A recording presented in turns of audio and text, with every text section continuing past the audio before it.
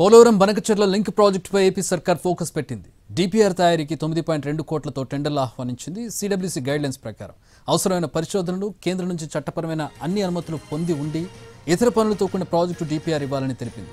తెలంగాణ, ఏపీల మధ్య వివాదంగా మారిన ఈ ప్రాజెక్టుపై ఇంతకు ముందు పంపిన నివేదికను కేంద్రం వెనక్కి పంపింది.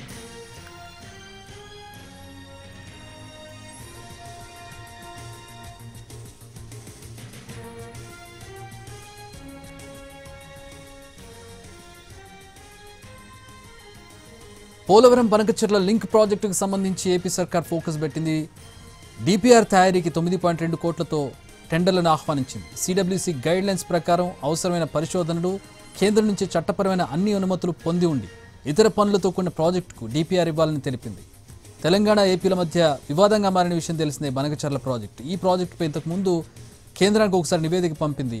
కానీ ఆ నివేదికను వెనక్కి పంపింది కేంద్రం తెలంగాణ అభ్యంతరంతో. ఇప్పుడు మళ్ళీ ఫ్రెష్గా మరొక డిపిఆర్ని తయారు చేసి అన్ని అనుమతులు వచ్చే విధంగా, ఎలాంటి అభ్యంతరాలు లేని విధంగా డిపిఆర్ను తయారు చేసి పంపాలని భావిస్తోంది ఏపీ.